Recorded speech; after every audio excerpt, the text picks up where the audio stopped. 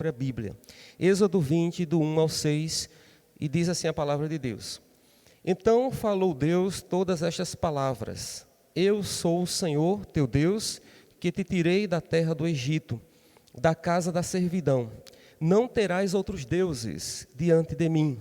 Não farás para ti imagem de escultura, nem semelhança alguma do que há em cima nos céus, nem embaixo na terra, nem nas águas debaixo da terra. Não as adorarás, nem lhes darás culto, porque eu sou o Senhor, teu Deus, Deus zeloso, que visito a iniquidade dos pais nos filhos, até a terceira e quarta geração daqueles que me aborrecem. Eu gostaria de repetir com os irmãos o versículo número 5, e particularmente uma partezinha ali no meio que eu vou destacar. Não as adorarás, ou seja, as imagens, de escultura, nem lhes darás culto, porque eu sou o Senhor, teu Deus, Deus zeloso. Essa parte eu queria destacar para os irmãos, porque é sobre esse Deus, essa característica, esse atributo de Deus que nós vamos estudar nessa manhã. Um Deus que é um Deus, como o Paca intitulou aqui, um Deus ciumento. Mas nós vamos entender um pouco essa ideia do Deus ciumento.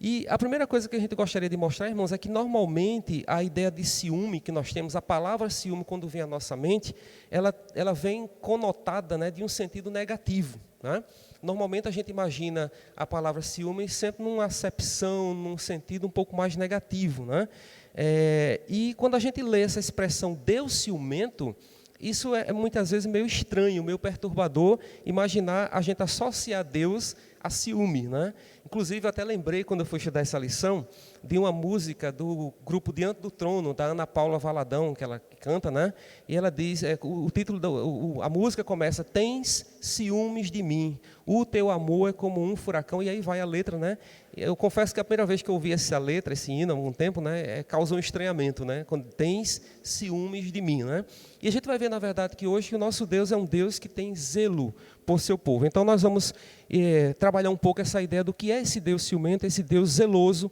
pelo seu povo. E aí, quando a gente pensa em ciúme, a imagem que temos de um Deus ciumento é uma imagem estranha, mas é justamente, irmãos, por causa da imaginação que nós fazemos de Deus. Ou seja, a imagem que nós fazemos de Deus não é compatível com aquilo que Ele se revela, com aquilo que Ele revela, aliás, na sua escritura, de sua pessoa, nas Escrituras. E aí onde está o problema? Muitas vezes nós fazemos uma imagem, nós temos uma imaginação do nosso Deus a partir do nosso lugar, da nossa perspectiva, que é uma perspectiva limitada, que é uma perspectiva restrita, é uma perspectiva de um lugar que não tem essa capacidade por conta da nossa mente, da nossa fragilidade. E é por isso mesmo que muitas vezes a forma como caracterizamos, ou como pensamos, ou imaginamos Deus, ela é falha, Existe uma falha na forma como Deus é caracterizado. De modo, irmãos, que o que nós precisamos fazer é deixar que o próprio Deus se revele para nós por meio da sua Escritura. E aí eu abro esse parêntese, como é importante, a importância, a relevância da palavra escrita, da Escritura Sagrada revelada para nós, que Deus deixou para nós e que tem perdurado durante esses milênios, séculos e milênios, enfim, durante todo esse tempo, a palavra de Deus que está, em que consta, que apresenta a revelação de Deus para nós. Então, qualquer imagem que nós venhamos a fazer do nosso Deus, qualquer caracterização que nós venhamos a fazer dele, vai ser sempre uma caracterização falha, porque nós somos limitados. E aqui o autor vai tratar bem disso. E é interessante porque quando a gente está pensando nisso, quando a primeira coisa que a gente pensa com relação a esse Deus zeloso, a esse Deus ciumento, é quando a gente vai lá para o Antigo Testamento, ainda lá no início, e a gente vê quando Deus tira Israel do Egito, Deus está tirando o povo lá e levando para o Sinai, levando para aquele deserto, E ali ele dá a sua lei. A gente leu aqui um pouquinho agora do Êxodo capítulo 20, sobre os 10 mandamentos. E aí, irmãos, uma das primeiras coisas, um dos primeiros atributos que Deus revela de si, aquele povo, é exatamente o seu zelo. A gente leu ainda o versículo 5, quando ele está dando as orientações: não adorarás, não prestarás culto às imagens de escultura, porque eu sou o Senhor teu Deus, Deus zeloso, né? Eu queria que os irmãos sempre associassem essa palavra ciumento aqui a zelo, ao Deus zeloso, ao Deus que zela pelo seu povo. E aí, quando a gente pensa no Deus que está tirando o povo de Israel do Egito, daquela escravidão, daquela situação que aquele povo passava, era justamente para que aquele povo pudesse propagar, né, o Deus e mostrar a glória de Deus na terra, né? Por onde aquele povo estivesse, por onde aquele povo andasse, deveria mostrar a glória de Deus, o poder de Deus para aquele povo. E aí a gente leu aqui no capítulo 20, no versículo 4, mas quando a gente anda mais um pouquinho em Êxodo, no capítulo 34, eu vou ler com os irmãos o versículo 14, Êxodo 34 e o versículo 14, nós vemos aqui as segundas tábuas, né, da lei, já que as primeiras foram quebradas. E aí, nesse trecho aqui, na conversa que Deus está mantendo com Moisés, Deus, ele confirma, ele reitera, ele completa a revelação, declarando-se novamente como Deus zeloso. Veja o que diz o versículo 14. Ele retoma, né? Ele diz, não, porque não adorarás outro Deus, pois o nome do Senhor é zeloso. Inclusive está com letra maiúscula aqui, porque o nome do Senhor é zeloso. Sim, Deus zeloso, Ele é. Então veja que aqui mais uma vez Deus confirma, Deus reitera, né, a sua revelação acerca de como Ele é, um Deus zeloso, um Deus que cuida, um Deus que tem, um Deus ciumento nesse sentido que Paca está trazendo para nós nessa lição. E a gente fica pensando, bom, e tem essa ideia de um Deus ciumento, de um Deus zeloso, ela existe na palavra, e aí, irmãos, a gente pode encontrar uma série de referências bíblicas, né, que a gente pode mostrar como Deus, ele se revela dessa forma como um Deus zeloso para o seu povo. Se a gente for pegar, por exemplo, aqui no próprio Pentateuco, no livro de Deuteronômio, né, no capítulo 4, eu vou ler só algumas poucas referências com os irmãos, para mostrar como essa ideia de Deus zeloso está presente nas Escrituras Sagradas.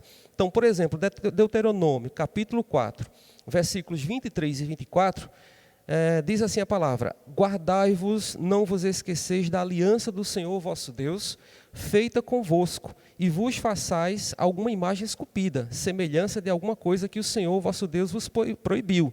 Porque o Senhor teu Deus é fogo que consome, é Deus zeloso. Então veja aqui a referência ao zelo de Deus, ao cuidado de Deus para com o seu povo em relação à adoração, ao culto. Em todo momento, os irmãos eu posso adiantar já um pouquinho, em todos os momentos, em todas as referências que nós vamos estudar e vamos ver aqui sobre esse Deus zeloso, irmãos, é um Deus que está sempre preocupado com a nossa adoração, com o nosso culto. Ou seja, Ele não admite, Ele não quer dividir a sua adoração com mais ninguém. Então a ideia de ciúme, de zelo que está implícita aqui, ou está explícita, na verdade, na sua palavra, é que Ele é o único Deus digno de toda adoração, de toda rendição, de todo louvor, de toda glória, de maneira que Ele nunca permitiu, né, ele sempre proibiu, aqui a gente vê na lei como Ele faz, sempre proibiu a adoração a qualquer imagem, a qualquer outro ser que não seja Ele mesmo. Nos livros históricos também, eu acho linda essa passagem de Josué, o primeiro livro histórico da Bíblia. No último capítulo, já é no finalzinho, quando Josué está aqui renovando a aliança com o povo, é uma passagem belíssima, os irmãos quiserem ler em casa com mais tempo.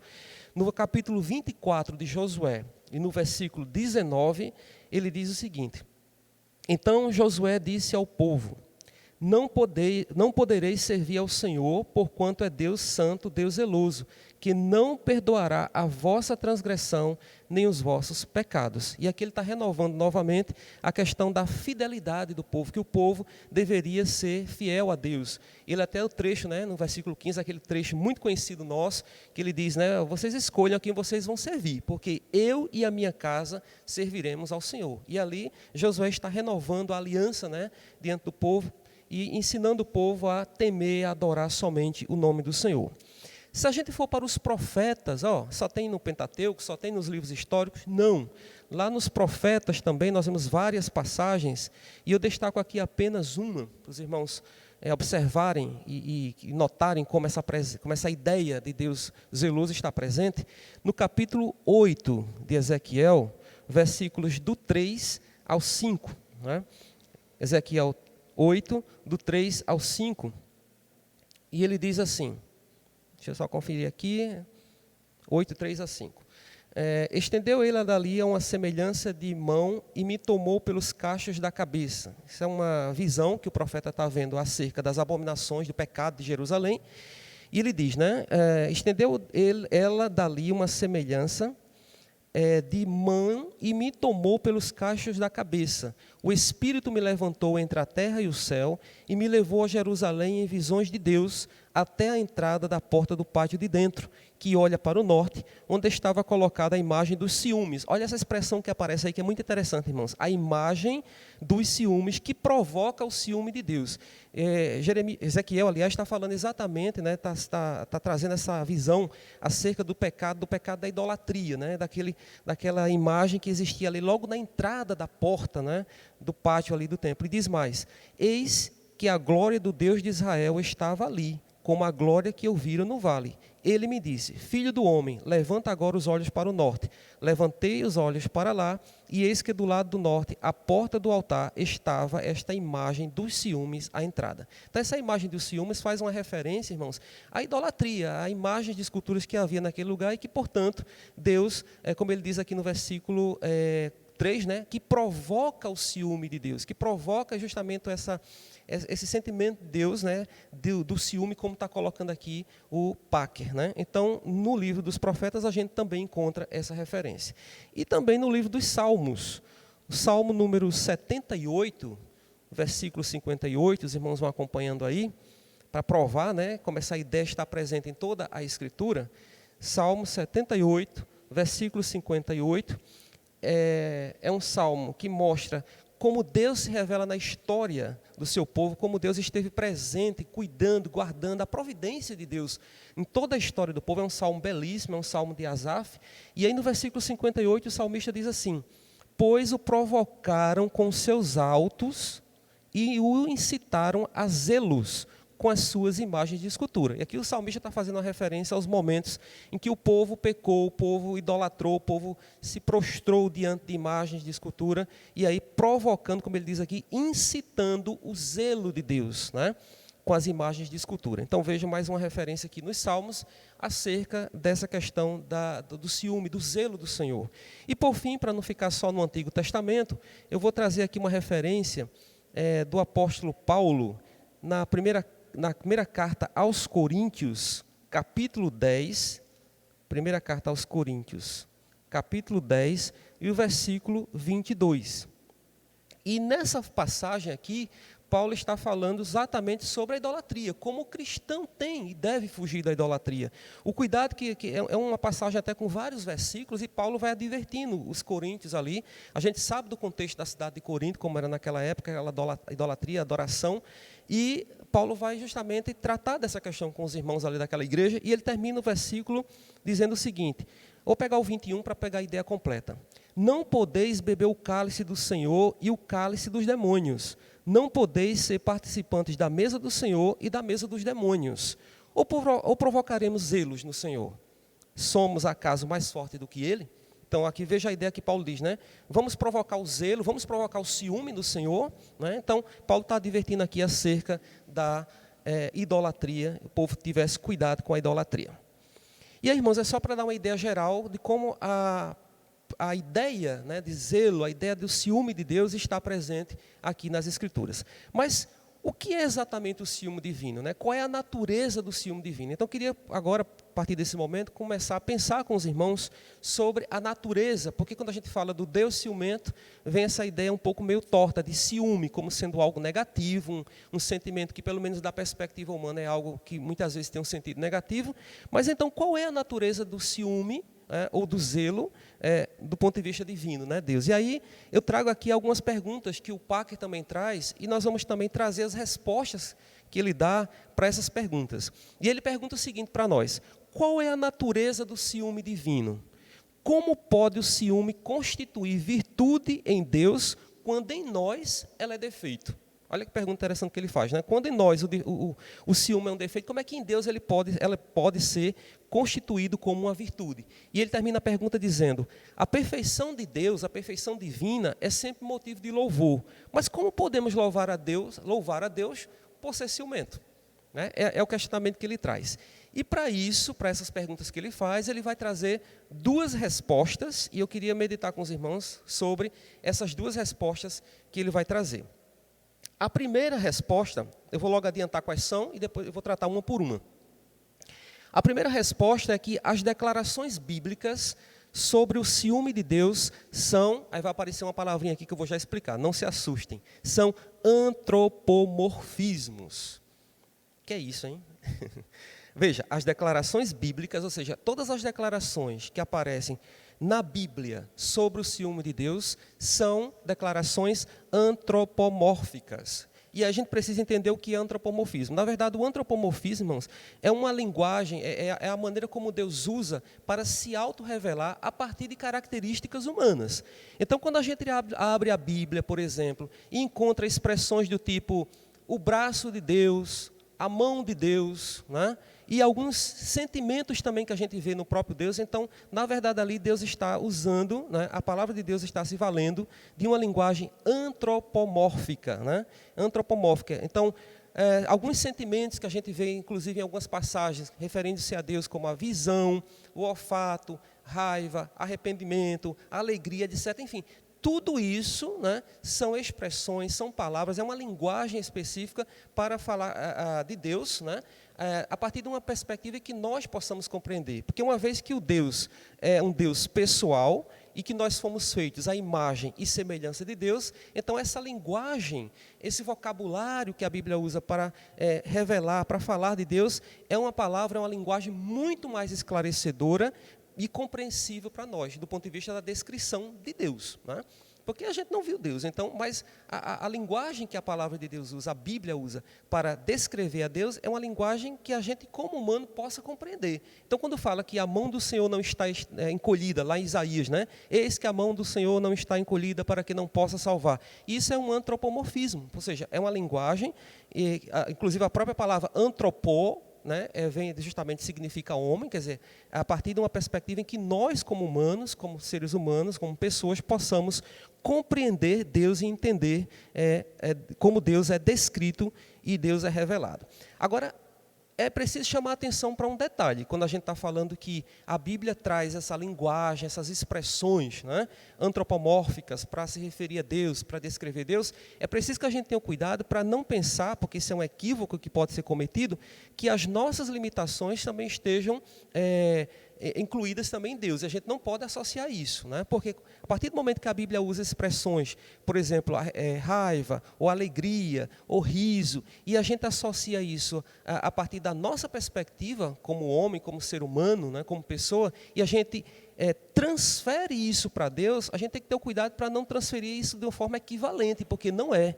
E aí eu queria trazer com os irmãos apenas um exemplo de como determinados sentimentos ou a forma como nós somos e que também é usado para descrever Deus, às vezes pode causar um certo equívoco e a gente tem que ter muito cuidado. Por exemplo, na questão da ira, né? A ira, a raiva, o rancor, né? Assim, a ira, na verdade, o sentimento de ira, que ela acontece em nós, por exemplo, como seres humanos, ela tem uma fonte diferente daquela que está na ira de Deus. Então, por exemplo, quando eu me iro como ser humano, quando você se ira, né, na verdade você está ali manifestando algum sentimento como o orgulho, como a fraqueza, como alguma coisa corrupta, né, corrompida, né? Mas quando a gente vai pensar na ira em Deus, a gente não pode pensar na ira em Deus a partir dessa perspectiva, ou seja, de alguma coisa que tem a ver com alguma coisa corrompida, com pecado, com a limitação nossa, humana, como eu acabei de mencionar, orgulho, fraqueza e etc. Quando a gente pensa na ira de Deus, a gente está pensando em quê? Na justiça de Deus. A gente está pensando aqui num Deus que é santo e que reage a qualquer tipo de pecado, a qualquer mal, né? Um Deus que está reagindo moralmente a algo que é pecaminoso. Eu queria ler com os irmãos aqui somente uma referência, que eu acho que é interessante, que é no livro de Tiago, no capítulo 4, nos versículos 4 e 5. Tiago diz assim: infiéis, não compreendeis que a amizade do mundo é inimiga de Deus? Aquele, pois, que quiser ser amigo do mundo, constitui-se inimigo de Deus. Ou vocês supõem, né, ou supondes que em vão afirma a Escritura, é com ciúme que por nós anseia o Espírito. que Ele faz habitar em nós. Né? Ou seja, será que é por acaso? Vocês acham que é por acaso que está escrito na Escritura que é com ciúme que por nós anseia o Espírito? Né? E aqui ele está falando exatamente dessa relação entre o crente e o mundo, que não pode haver a amizade entre o cristão e o mundo, né? Porque justamente está aí a ideia de que Deus é ciúme, Deus tem ciúme nesse sentido aqui, Deus tem um zelo por nós. Então a ideia aqui, irmãos, do exemplo que eu dei da ira, né, por exemplo, a ira que está no ser humano, que está no nosso coração, ela tem uma fonte diferente daquela que está no coração de Deus, porque Deus é santo e Ele não vai tolerar o pecado, né? A própria natureza dele, pelo próprio caráter dele. Bom, essa é a primeira resposta, né, que o Packer dá sobre essa questão do que é o Deus ciumento, qual é a natureza do Deus ciumento. Então ele vai dizer que as declarações que existem na Bíblia sobre o ciúme, sobre esse zelo, são declarações que são usadas de forma antropomórfica, ou seja, com expressões, com palavra, com linguagem que dizem respeito ao próprio ser humano, que nos ajuda a compreender a descrição que se faz de Deus na Escritura. Mas uma outra resposta que ele vai dar para nós é que ele diz que há dois tipos de ciúme entre os homens e apenas um deles é defeituoso. Apenas um desses tipos de ciúme é defeito, é considerado defeito. Por que eu estou trazendo isso agora aqui, essa resposta? Porque a partir dessa resposta é que a gente vai entender, compreender a natureza do ciúme de Deus. Então ele começa mostrando primeiramente que entre nós, na nossa natureza, há dois tipos de ciúme. E um deles é considerado defeito, né? É considerado algo errado, enfim, mas o outro não. E aí é nesse outro que ele se apoia para trazer a ideia de que o ciúme de Deus, mostrar o que é o ciúme de Deus, a natureza do ciúme de Deus. Bom, mas vamos para o primeiro tipo aqui. Ele diz que o primeiro tipo de ciúme humano é um ciúme maldoso, né? É um ciúme que é fruto da cobiça, né? Uma cobiça irrefreável, uma cobiça que não tem limites, uma cobiça que não tem tamanho, e que é manifestada por meio de quê? Por meio de inveja, por meio de malícia. Então, por exemplo, aquele desejo, né, que os seres humanos muitas vezes têm de desejar o que é do outro, né? De querer aquilo que não é seu, de ter igual, motivado pela inveja, por exemplo. Então, isso é um tipo de ciúme que ele vai dizer que é um ciúme perigoso, é um ciúme, como ele vai usar uma palavra lá, violentamente, né? É um sentimento muito perigoso, né? E aí, nesse caso, irmãos, esse ciúme maldoso é algo que é considerado defeito, é algo que é pecaminoso, né? E aí ele chama a atenção sobre isso, né? Que ele diz que esse ciúme, ele é perigoso porque ele alimenta e, ao mesmo tempo, ele é alimentado pelo orgulho. E ele diz, o orgulho é a raiz de nossa natureza decaída, né? Então, esse tipo de ciúme é um ciúme que tanto alimenta como é alimentado pelo orgulho. E mais, esse ciúme ele vai provocar uma obsessão, né? Uma insensata obsessão que vai justamente destroçar o caráter da pessoa, que vai levar a pessoa a conduzir por um caminho, enfim, um caminho muito perigoso. Ele traz como exemplo aqui, eu gostaria de ler com os irmãos, o que o autor, né, Salomão, lá nos Provérbios, Provérbio 27, Provérbio 27, a gente vê no versículo 4, um pouco disso, né? Ele diz assim, cruel é o furor e impetuosa a ira, mas quem pode resistir à inveja, né? E aqui é exatamente isso, ele está mostrando esse sentimento de ciúme que é decorrente da inveja e que, portanto, é algo maléfico, é algo ruim, que a gente precisa tomar muito cuidado com relação a isso.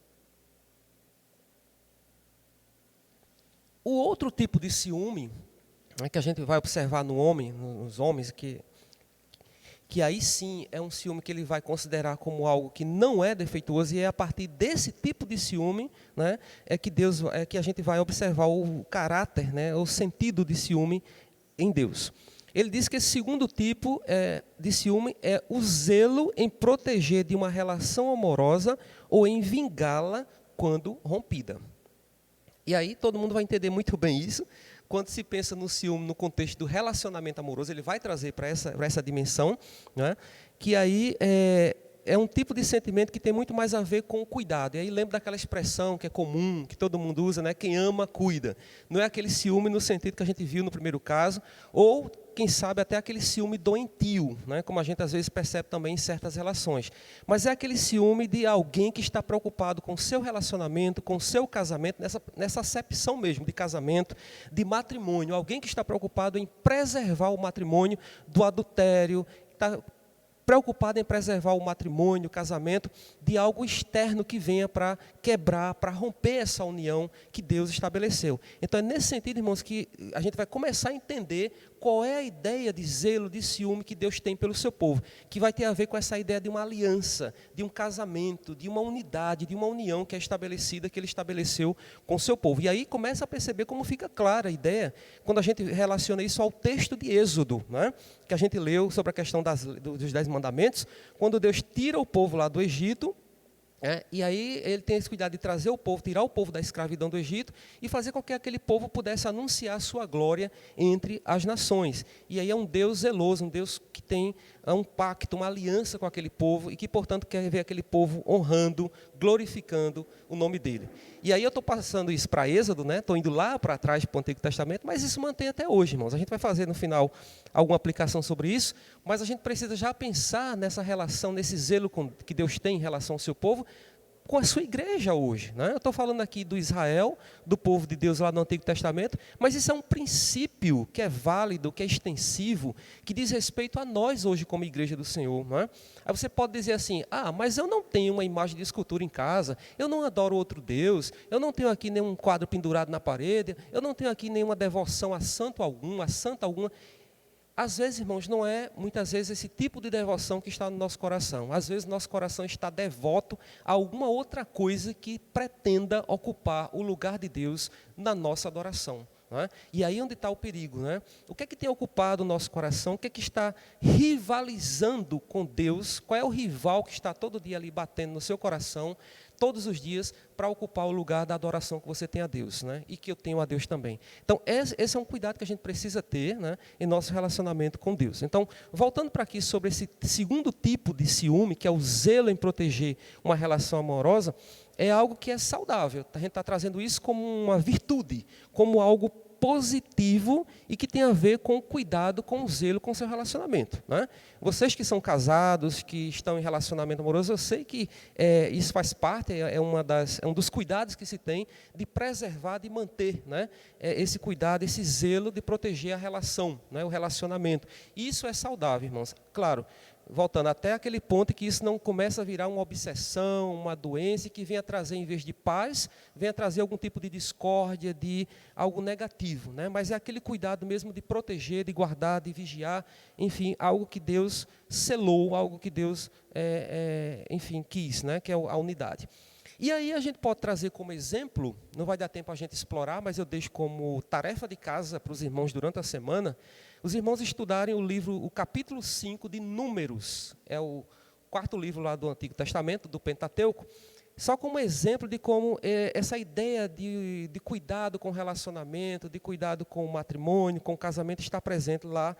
No capítulo 5, versículos do 11 ao 31 do livro de Êxodo, a gente vai ver ali um tipo de oferta chamada oferta pelo ciúme. É bem interessante, eu confesso que eu não tinha lido ainda, já li a Bíblia, mas acho que passei rápido, não lembro desse trecho, que é toda uma orientação, todo um ritual para o caso de quando a mulher fosse infiel ao marido, né? E aí existe essa chamada oferta pelo ciúme, né? E aí tem todo um ritual que é orientado lá, caso a mulher fosse julgada infiel no seu relacionamento. Então tem todo um procedimento, tinha que levar para o sacerdote, era uma oferta mesmo que era oferecida lá, e aí caso ela fosse comprovada essa infidelidade, haveria toda uma sanção.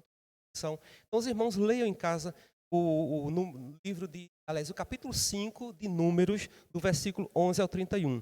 E aqui ele traz esse exemplo de Números, né, o Packer, ele traz para nós esse exemplo para mostrar como é exatamente em cima dessa ideia de um ciúme, de um zelo cuidadoso pelo relacionamento, pelo casamento, como forma de afastar qualquer tipo de ameaça ao relacionamento, né? Que Parker vai construir, trazer essa ideia de ciúme ou de zelo de Deus pelo seu povo, né? E é verdade, irmãos, quando a gente começa a pensar, a lembrar, né? A gente vai lá para o Antigo Testamento, a gente vê toda a história do povo de Deus, em vários momentos o povo se afastando, o povo começando a ser assediado pelo pecado da idolatria, e a gente vê muitas vezes o povo de Deus pagando, né, um preço muito alto. A gente vê na história, nos livros históricos, nos profetas, o preço da idolatria, né?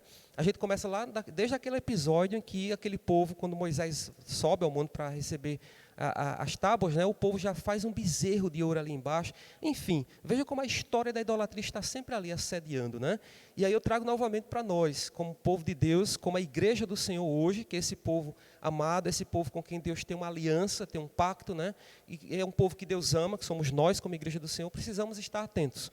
Porque muitas vezes não é lá a santa, não é a imagem esculpida em pedra, em barro ou em outro material, que está tirando a adoração. Mas as outras coisas que o mundo muitas vezes está aí colocando, que são formas também de idolatrar.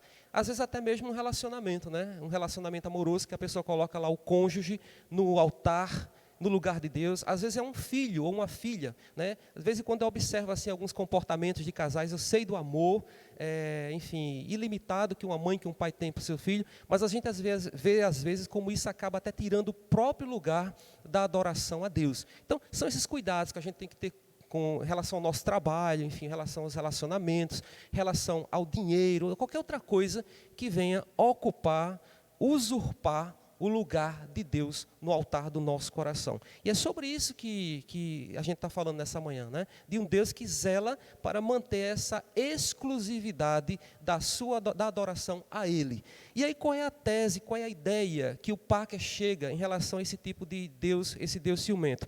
Ele vai dizer o seguinte, que as Escrituras, se a gente pensar na Bíblia como um todo, um conjunto dos escritos todos, a Bíblia de forma muito coerente vai mostrar o ciúme de Deus, o ciúme divino, relacionado a esse último tipo de ciúme que nós vimos agora há pouco. É esse ciúme que cuida, a esse ciúme que zela, né? Ou seja, irmãos, o Antigo Testamento, ele considera a aliança, né? Se a gente for olhar, considera a união, unidade, a aliança divina, a aliança de Deus com Israel, e essa aliança envolvendo o sentimento de quê? De amor e de lealdade, né? Então, esse é um aspecto que ele vai desenvolver aqui, que eu trago para os irmãos, quero compartilhar com os irmãos. O que é ciúme divino? É um ciúme, é um zelo que envolve a exigência de amor e lealdade, né? Só a Deus adorar, só a Deus render culto, né? E não dividir essa sua adoração com mais ninguém, né? Inclusive, eu faço uma reflexão aqui com relação ao momento que nós estamos passando. Porque a gente pensa assim que a adoração, o lugar da adoração a Deus pode ser usurpado, pode ser perdido apenas para coisas consideradas boas, como relacionamento, como dinheiro, como trabalho. Mas se a gente pensar no próprio contexto da pandemia que a gente está vivendo, quantos cristãos, quantos de nós não estamos muitas vezes cedendo o lugar da adoração para o medo, para a perplexidade, né? Para sentimento, para coisas que estão ocupando. Então, precisamos estar atentos e vigiando. O mundo está um caos, as coisas estão desabando, mas o Senhor continua, é um Deus que é soberano, é um Deus que está no controle da história, e Ele é digno de toda adoração. A gente precisa, irmãos, nesse momento de caos, de dor, de sofrimento que a gente está vivendo por todos os lados, voltar mais do que nunca os olhos para um Deus que está cuidando, um Deus que está no controle, e que tudo que está acontecendo não foge de maneira nenhuma ao seu controle. Isso é um desafio à nossa fé, como é que as coisas estão acabando ao nosso redor, e a gente vai olhar para Deus e adorar a Deus. Mas essa é a forma como nós devemos proceder, que o Espírito Santo de Deus, irmãos, venha nos ajudar, nos dar forças, para que a gente possa estar todos os dias rendendo cada vez mais adoração ao nome dEle. Então, a adoração de ídolos, como a gente vê aqui no Antigo Testamento, a adoração de ídolos e todas as relações comprometedoras com os idólatras, era uma forma de desobediência e infidelidade, né? Então, Deus vai mostrando isso aqui, a palavra de Deus vai mostrando, e Deus via isso como adultério, como algo que estava fazendo, né? E como adultério, isso provoca em Deus um sentimento de ciúme também, de vingança, como a gente vê em várias passagens no Antigo Testamento, nos profetas, quando Deus levanta os profetas, né, para mostrar a impiedade do povo, para mostrar a pecaminosidade do povo. Olha, vocês estão se afastando, vocês estão se corrompendo, voltem para o Senhor. E muitas vezes o povo não voltava, e Deus levantava uma nação e fazia com que aquele povo fosse para o cativeiro. Depois Deus tinha misericórdia daquele povo, e aquele povo voltava para Deus. E esse é o movimento da história. E eu vejo que até hoje a igreja ainda vive esse movimento, né, irmãos? Embora hoje nós tenhamos todos os nossos pecados perdoados em Cristo Jesus. Mas a gente precisa ter cuidado, como o apóstolo Paulo advertiu no texto que a gente leu. Devemos ter cuidado com a idolatria. E a gente precisa pensar o que é idolatria hoje. Muitas vezes, como eu já disse, não é uma questão de uma imagem, mas muitas coisas que estão ocupando o nosso lugar, aliás, o lugar de Deus no nosso coração. E aí, todas essas passagens que a gente leu agora há pouco, né? Lá de Deuteronômio, de Josué, de Ezequiel, todas essas passagens bíblicas que confirmam, que mostram claramente o que Deus se revela, como Deus se revela como um Deus zeloso, né? E todas elas dizem respeito a um mesmo princípio, é um princípio só: exigência de lealdade absoluta e total a quem Deus amou e redimiu, né? O povo que ele separou para si, né? E que ele vingaria suas exigências agindo contra quem traísse o seu amor sendo infiel. Então, esse é o princípio básico que a gente quer trazer para os irmãos como sendo o ciúme de Deus. O ciúme de Deus é a exigência de lealdade absoluta a quem amou. Deus nos amou, né? Somos igreja do Senhor, somos a noiva de Cristo. Ele nos amou, nos redimiu. E o que Ele deseja de nós, irmãos, né, é que nós estejamos sempre com Ele, sempre juntos a Ele, adorando a Ele, proclamando sua glória, proclamando o seu nome em todo lugar onde nós estivermos, né? Às vezes eu fico pensando, quando lendo essas questões, pensando nessas questões, eu digo, a nossa natureza corrompida é algo terrível, né? Porque se a gente olhar o que Deus está pedindo, um Deus que se revelou de forma grandiosa na história, quando eu vejo lá todo aquele agir de Deus, né, tirando aquele povo como um forte do Egito, cuidando daquele povo no deserto, para levar para Canaã, e a gente vê que é um Deus que cuida, um Deus que ama, um Deus que provê. Enfim, a gente vê a manifestação gloriosa de Deus na vida daquele povo. E é algo tão maravilhoso, irmãos, tão, enfim, que nos deixa assim impactado. E o que Ele está pedindo de nós como povo, lá no passado, ou hoje como igreja, é algo tão, eu acho que é algo simples, né? Mas a nossa natureza tão corrompida, caída, sempre nos repele, sempre nos afasta, né? Sempre tende a nos afastar de Deus. Mas que nós possamos, né, pelo Espírito Santo de Deus, estar atentos a isso. Bom, mas aí fechando essa ideia que a gente está fazendo do ciúme de Deus ou do zelo de Deus, em que está fundamentada essa ideia de zelo, de ciúme de Deus? E aí a gente vai pensar numa palavrinha-chave para essa base do ciúme de Deus, que é a palavra amor.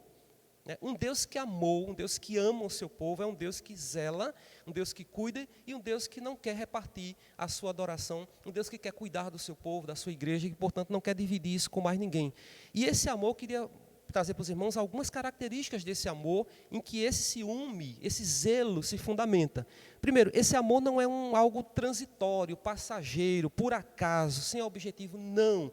É algo que é expressão de um propósito soberano de Deus. Desde lá a queda, né? Aliás, desde a criação do mundo, né? Do homem, né? Do ser humano, que Deus faz com amor, né? E aí quando o homem peca, né, ele providencia. Desde lá a gente já vê o plano, a soberania de Deus, o propósito soberano de Deus em restabelecer a aliança, restabelecer a unidade do povo, desse homem que se corrompeu, desse homem que se afastou, desse homem que perdeu essa glória. Então, o cuidado de Deus, irmãos, o amor de Deus é um amor que não é por acaso, sem objetivo, mas é um amor que é a expressão de um propósito soberano.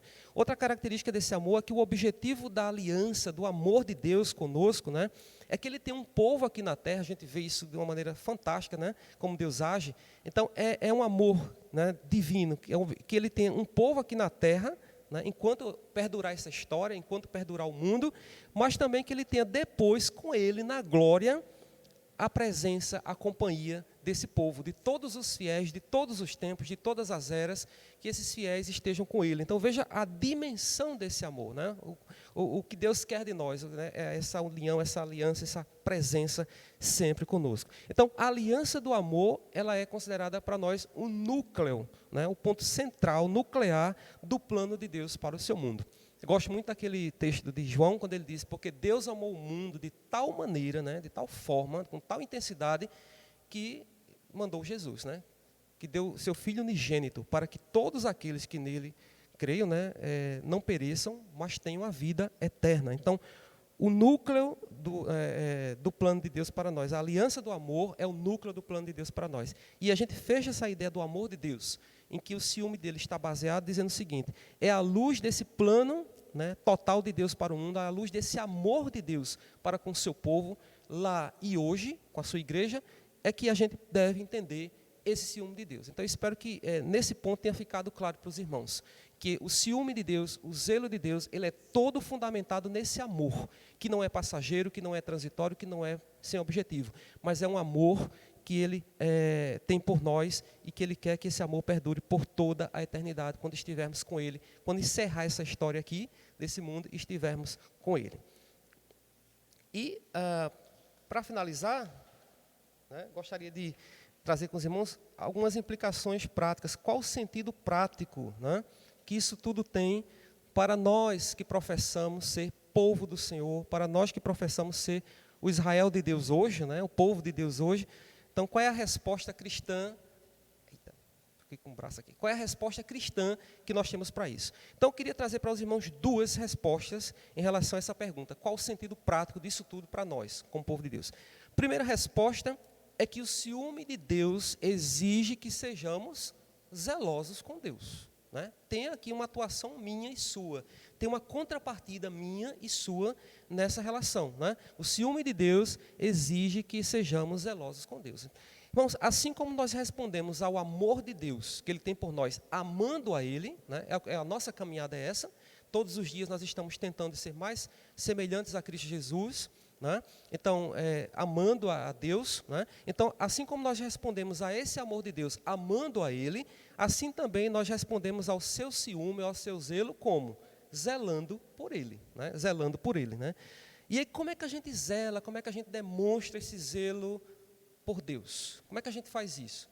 Da seguinte forma: o povo de Deus, ele deve ser apaixonadamente devotado à sua pessoa. Sabe essa palavra? Eu gosto muito dessa palavra devoção. Totalmente entregue, totalmente rendido, irmãos. Sem reserva alguma. Entendendo, compreendendo e crendo que Ele é o Senhor da sua vida, da sua existência, da sua história, da sua família, dos seus bens. Tudo que diz respeito a você e a mim tem a ver com esse cuidado que Deus tem por nós. E, portanto, nós devemos também corresponder a esse zelo que Ele tem por nós. Amando a sua pessoa, amando a sua causa, honrando o seu nome. Parece redundante isso, mas não é, parece algo simples, mas muitas vezes, com o nosso coração inclinado para as coisas ruins, com o pecado ainda rondando a nossa volta, a nossa tendência é justamente a gente não se devotar totalmente a Deus, mas querer dividir um pouquinho. Eu vou adorar a Deus, eu sou filho de Deus, mas está adorando aqui alguma outra coisa que está do lado, que está aqui no nosso lado. Então, apaixonadamente devotado. Que o Espírito Santo de Deus venha nessa manhã trazer ao nosso coração essa ideia, esse desejo, essa vontade. Que Ele crie dentro de nós o desejo de sermos apaixonadamente devotados a Deus, à pessoa de Deus, ao caráter de Deus. E para isso nós estamos estudando a pessoa de Deus. Quem é Deus? Né? O caráter dEle, para que nós possamos nos devotar a Ele, a sua causa e a sua honra também, a honrar o nome dEle. E isso a gente pode ver muito claramente na proibição da idolatria que a gente vê lá no segundo mandamento, que a gente leu como texto base para o estudo de hoje, né? Não adorarás a outro Deus, não darás culto, porque é um Deus zeloso, é um Deus que quer a adoração para Ele. Então a gente encontra esse fundamento lá e isso vale para toda a história, né? E há muitas passagens, talvez não dê tempo a gente ler mais, há muitas passagens de como esse zelo ele é ordenado, né, na palavra de Deus. Inclusive aqui no Antigo Testamento, né, a gente vê no zelo no Antigo Testamento, no Novo Testamento. Eu vou colocar apenas duas referências aqui, comentar rapidamente, né? Por exemplo, no livro de Tito, no Novo Testamento, no capítulo 2 e no versículo 14, a gente vê aqui a recomendação, né, de Tito, né? Aliás, a recomendação, que ele diz aqui que o cristão deve ser zeloso de boas obras, né?